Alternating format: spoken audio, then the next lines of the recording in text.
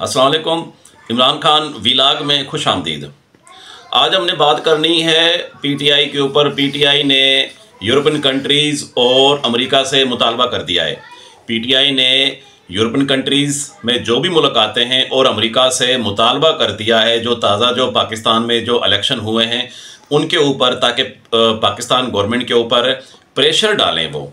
अब ये कुछ बात समझ में नहीं आ रही। जो ये सवाल पीटीआई ने, खान साहब ने जो किया है यूरोपियन कंट्रीज़ और अमेरिका से जो मुतालबा किया है कि प्रेशर डालें पाकिस्तानी हुकूमत के ऊपर और इलेक्शन कमीशन के ऊपर या इस्टबलिशमेंट के ऊपर, ये प्रेशर डालें कि ये जो धांधली हुई, इलेक्शन हुआ है, इसको शफाफ तरीके से इसके ऊपर जो है ना कोई होनी चाहिए, इसकी तहकीक होनी चाहिए। इसके ऊपर आज हमने बात करनी है। तो ये कुछ थोड़ा सा यहाँ पर मुझे जो महसूस हुआ है, थोड़ा सा खान साहब का यू टर्न मुझे महसूस हुआ है। वो यू टर्न किस हवाले से देखें, ये हकीकी आज़ादी से लेकर जो खान साहब का बयानिया था, हकीकी आज़ादी से लेकर एब्सोल्युटली नॉट से होता हुआ क्या हम गुलाम हैं, फिर वो जो बयानिया था खान साहब का वो कहाँ पे चला गया है वो बयानिया। तो देखें, जब आप यूरोपियन कंट्रीज से हकीकी आज़ादी भी लेना चाह रहे हो, आप अमेरिका से आज़ादी भी लेना चाह रहे हो, क्या हम अमेरिका के गुलाम हैं, तो ये बयानिया आपका कहाँ चला जाता है, कुछ समझ से बालातर है। खान साहब, ये इस तरह का मुतालबा आप करके क्या गवर्नमेंट के ऊपर प्रेशर करना चाह रहे हो, क्या करना चाह रहे हो? चलो, ये कुछ जो है ना, इसके ऊपर हमने जो बात करनी थी, इस पे पीटीआई को थोड़ा सा फ़ायदा ज़रूर होगा। जो पीटीआई सोच रही है, खान साहब जो सोच रहे हैं कि चलो अमेरिका ने प्रेशर डाला तो जो है ना अपना उससे कुछ ना कुछ इनको रिलीफ मिल जाएगा।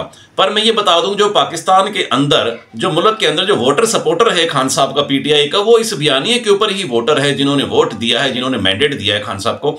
तो लिहाजा वहां पर थोड़ा सा वोटर सपोर्टर को फर्क पड़ता है, वो फेवर थोड़ी सी कम हो जाती है। इस तरह से कम हो जानी है खान साहब को। ये हम जो है ना मशवरा ही दे सकते हैं कि ये मुतालबा उनसे ना करें, आप अपने मुल्क, अपने इदारों से ये मुतालबा करें, ताकि जो धांधली का सिस्टम जो उन्होंने जो मुतालबा किया है पीटीआई ने, उसके ऊपर ज़रा अच्छे तरीके से तहकीक होनी चाहिए। क्या मौजूदा हिकमत अमली से पीटीआई को फ़ायदा होगा या नुकसान होगा? एक ये सवाल था।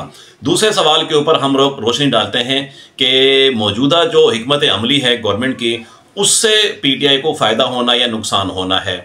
ये देखें, एक तरफा तो मैं आपको ये बता दूं कि हम अपने पहले ही वीलाग में बता चुके हैं कि ये जब पीटीआई, खान साहब ने अगर बिल्कुल ही ग्राउंड खाली छोड़ देना है तो ज़ाहिर है वो फिर नुकसान पास्ट में भी होता रहा है और अभी भी आइंदा भी आने वाले वक्तों में नुकसान होना है, क्योंकि काफ़ी इनके जो अरकान हैं पीटीआई के, वो केसेस का सामना है उनको। तो लिहाजा अब थोड़ा सा उन्होंने, हम अपने वीलाग में पहले ही बता चुके हैं और अल्हम्दुलिल्लाह हमारे वीलाग में ये बात सच साबित हुई है कि खान साहब ने थोड़ा सा लेसन लिया है पास्ट से। अब उन्होंने पॉलिटिकल जो पार्टी हैं उनसे राब्ता शुरू कर दिया है, पीपल्स पार्टी से राब्ता शुरू कर दिया है। ये हम आपको एक खबर ब्रेक कर रहे हैं कि हमारी ज़राए की खबर है कि पीपल्स पार्टी से इनडायरेक्टली राब्ता शुरू कर दिया है।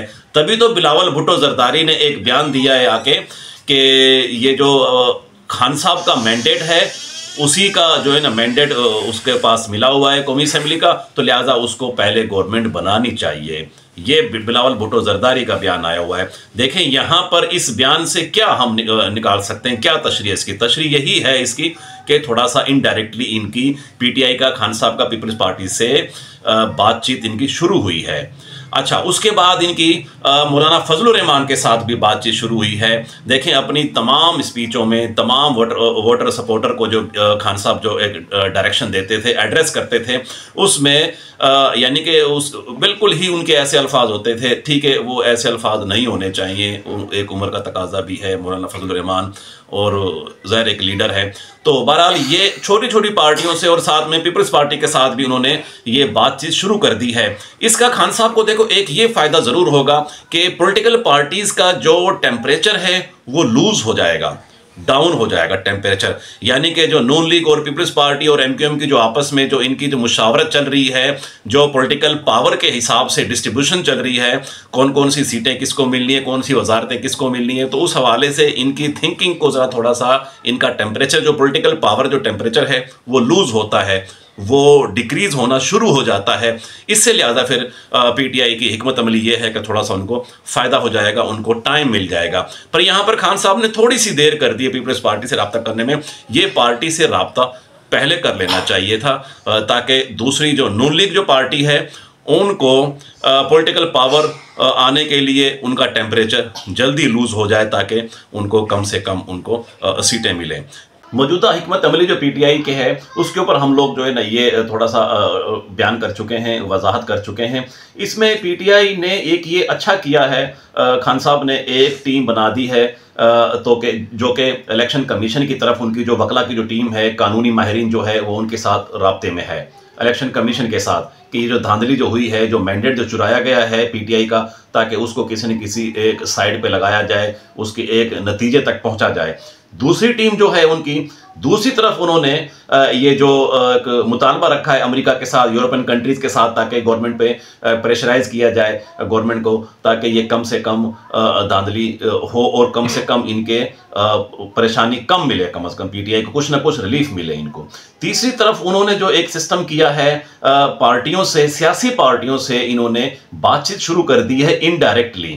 अच्छा, उसमें क्या होगा कि जो सियासी जो टेम्परेचर है नून लीग का, जो कि गवर्नमेंट बनाने के ख्वाब देख रही है, वो जाहिर सी बात है उसमें फिर उनका डाउन होता है, सियासी जो पॉलिटिकल पार्टीज का जो टेम्परेचर है वो डाउन होता है। आज के लिए इतना ही। अगर किसी को भी कोई सवाल हो, कोई क्वेश्चन हो, कोई भी चीज़ हो, हमें कमेंट्स बॉक्स में कीजिएगा, इंशाअल्लाह ताला हम उसको जवाब ज़रूर देंगे। अल्लाह हाफिज़।